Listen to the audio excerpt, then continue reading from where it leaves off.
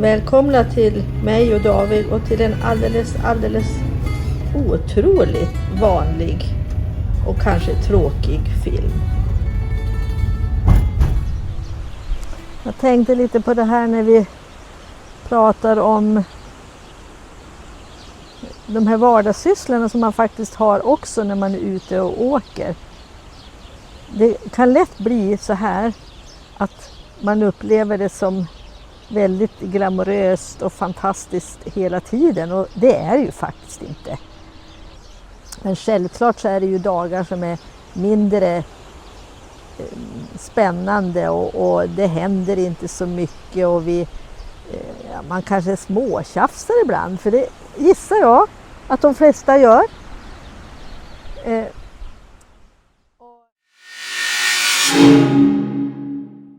Nu ska jag fixa till lite morötter här och tomater. Men jag måste ändå fråga om någon annan som har varit i detta land vet. De här påsarna har vi fått på Lidl. Och det är till att packa grönsaker i. Och första gången så fattade vi inte vad som luktade så illa i kylen. Så vi fick ta en stor städning på kylen. Och kunde inte hitta vad det var. Sen var det en gång senare när jag skulle ta fram tomaterna som låg då i en påse i kylen, så kom det liksom en sån där doft av något mindre som absolut luktar jätteilla. Och nu har vi konstaterat att det är de här påsarna. Och vi fattar inte vad det är. Och det spelar ingen roll om det är tomater eller morötter eller paprika eller vad som helst. Det är påsen som luktar. Kan någon hjälpa oss som har upplevt samma sak? Det blir när den ligger i kylen alltså. Exakt. När den ligger i kylen då den blir lite fuktig verkar det som.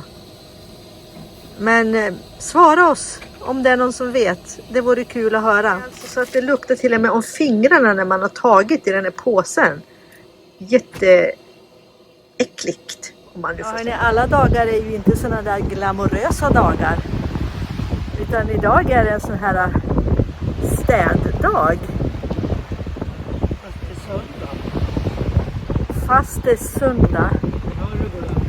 Vi har inte koll riktigt på vilken dag det är. Vi håller på att rengöra panelen. Det blir en massa smuts från träden faktiskt, eller hur?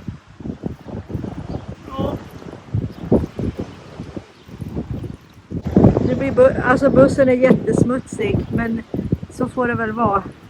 Det rinner, men det rinner utanför, David. Vad jag ser. Det här är den lilla tvätten som står under bilen. Vi kör en tvättmaskin också så att vi får allting rent. Ja, sen så har vi tömt toan och rengjort toan. Nu ska vi hämta tvätten som vi tänkte vi skulle kunna hänga ute, men nu smådroppar det faktiskt från skyn. Jag vet inte. Antingen får vi vänta med att hänga upp det. Eller hänga upp och ta in det sen ikväll. Vi får se. Alltså David, det här är det mesta regn vi har sett. På den här campingen i alla fall så kostar det 3 euro för en tvättmaskin. Förut så alltså det är jättesällan som vi brukar tvätta på camping, så jag vet inte om vi har blivit lite latare. Eller? Det är ganska skönt. Det blir ju riktigt tvättat när man kör maskinen. Ja, det gör det. Och särskilt när man tvättar lakan och handdukar och sånt där, så känns det som att det blir bättre så här. Alltså nu var det blixt och dunder nästan samtidigt. Så nu var det riktigt nära. Och så konstaterade jag att nu lär det väl larma i våran bil för fullt där borta. Det regnar hårt. Det var en riktig smäll, hör du. Ja, vi väntar och vi väntar. Och vi väntar.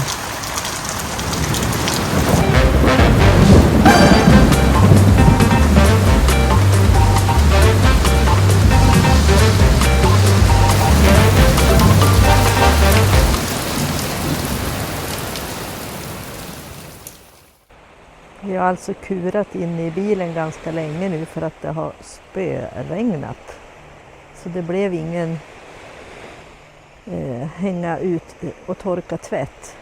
Utan det får vi faktiskt ta och göra imorgon. Får vi se om vi kommer iväg lite senare imorgon. Ja, men fint är det ikväll. Vågorna liksom kommer från två håll.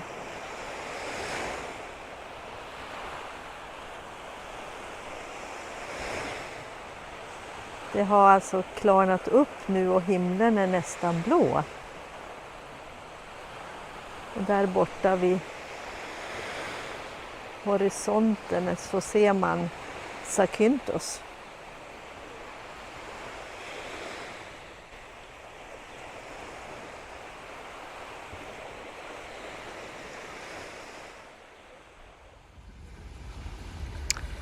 Ja, det blev morgon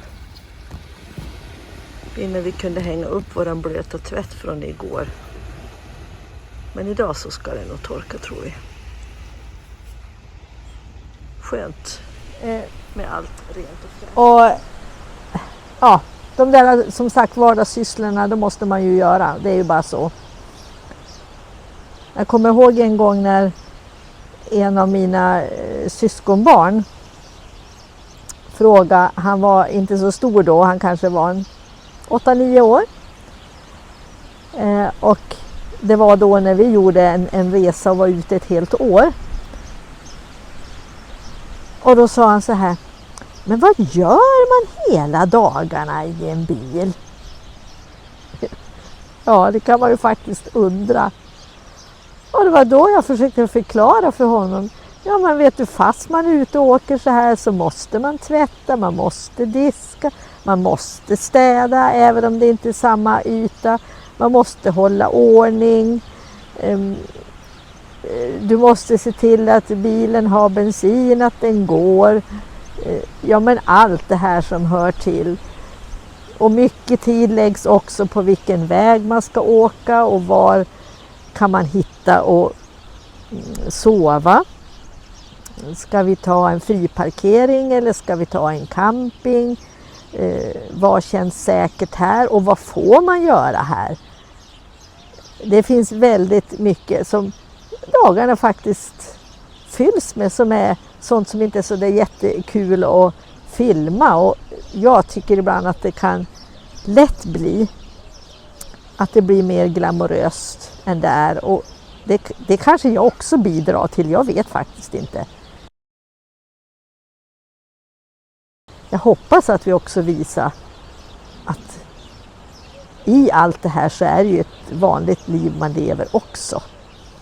Även om man nu byter plats hela tiden och vi bor i samma gamla buss och allt det här, va. Ja, det var lite kring det, vad man faktiskt gör i en buss hela tiden.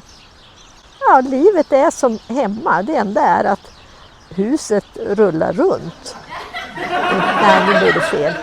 Huset rullar inte runt, men huset rullar framåt. Och utsikterna är olika.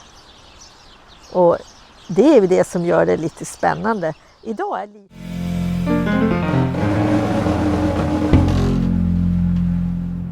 Vi har lämnat våran sovplats som vi har haft i 2 nätter nu, där vi har tvättat och pysslat om oss och bilen och allt. Och nu tar vi en liten väg upp mot bergen.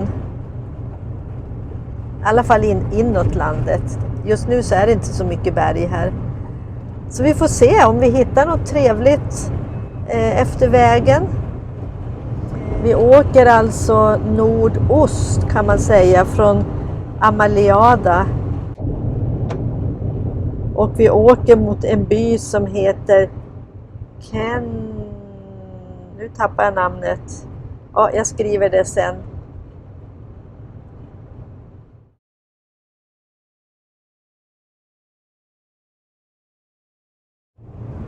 Är det här?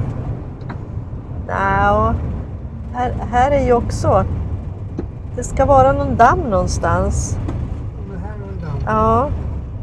Men jag tror att det är på fler ställen, men det kan vara det här också. Oj, här, vad kommer vi till här? Håll till vänster. Svag sväng mot vänster, centrum. sedan sväng höger. 100 meter, sväng höger in på väg. Sväng sedan vänster på den första gatan.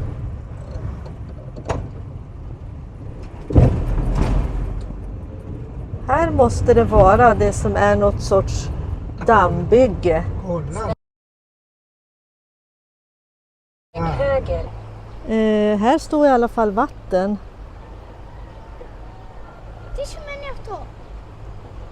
Jag har fått en liten kompis bredvid mig här.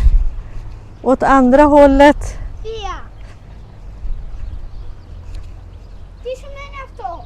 Ser det ut så här? Förstår inte riktigt. Ja, jag ska läsa så ska ni få höra sen vad det är för något.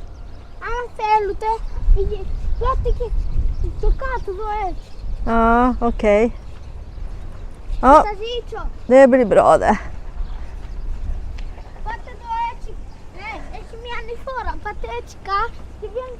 Ja, men jag förstår ingenting. Jag förstår inte. Han pratar med mig.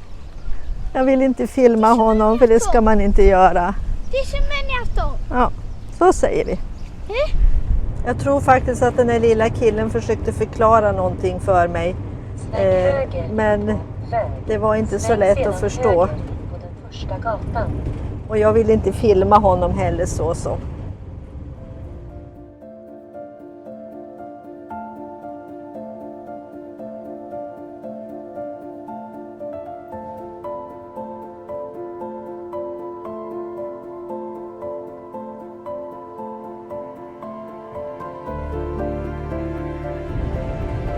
Åh, här var ju jättevackert.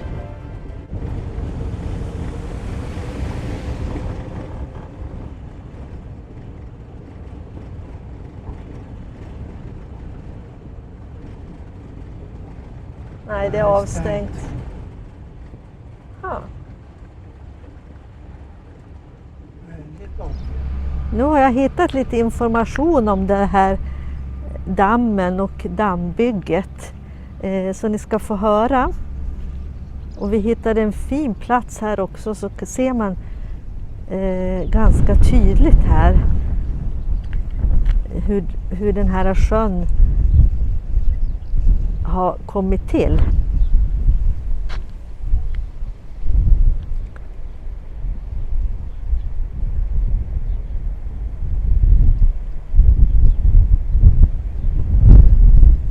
Där nere ser man byn som vi passerade och där den där lilla killen pratade med mig hela tiden. Och här ser man då den här konstgjorda sjön. Pinjosjön kallas den. Man började det här bygget 61 och det var färdigt 68. Och under den här sjön som nu har bildats så är det 3 byar som fick överges, som ligger alltså på botten av sjön.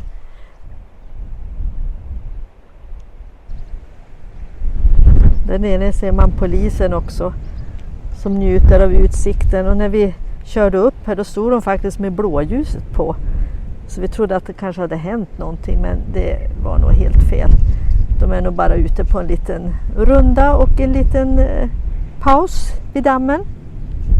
Man säger också att det här skulle ju kunnat vara en riktig turistattraktion, men som på många ställen så här så ser det lite övergivet ut. Och jag tror att där vi nu står så kan det nog ha varit tänkt att det skulle vara någon restaurang eller något, men den verkar inte ha blivit klar helt enkelt. Men vackert här på kvällen, säger en del, att det är en fin solnedgång och fantastiska färger över sjön.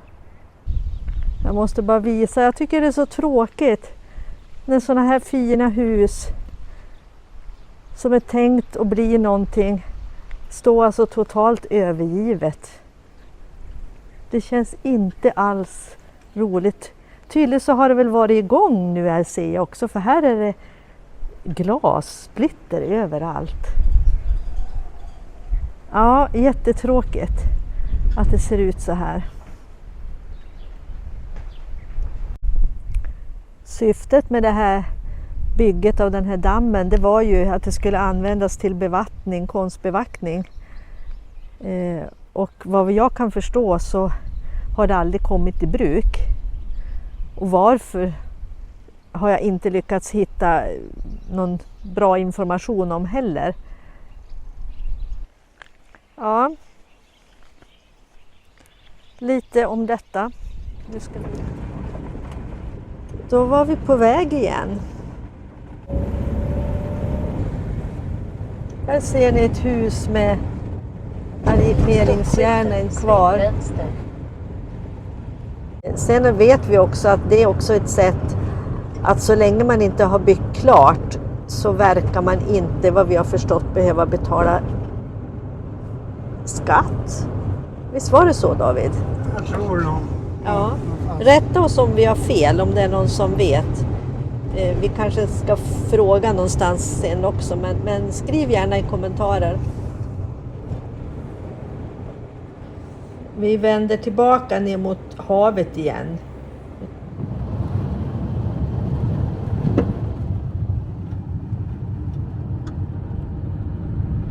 Här uppe verkar vara någon gammal fästning. Men David, har vi inte sett den där en gång innan? Eller var det någon annan resa kanske? Jag vet inte. Men den här vägen går han ner till, va? Ja. Alltså, ja, det ska bli så spännande. Om ni nu tycker att jag låter lite förvirrad så är det faktiskt så här att jag tycker jag känner igen mig bitvis. Så jag börjar undra om vi har varit här. David känner inte igen sig. Och då är det om platsen vi är på väg till, om det är samma ställe som vi... Det var faktiskt så. Vi kom till samma plats som vi hade varit på en gång innan. Men alltså, vad gör det? Det var lika fint den här gången också. Så nu slutar vi filmen här. Hoppas att ni har tyckt om att följa med på den här alldeles otroligt vanliga, lite tråkiga filmen. Och gilla gärna och kommentera. Jag hade ju en hel del frågor, så gör det. Hjälp oss, svara. Och så ses vi igen.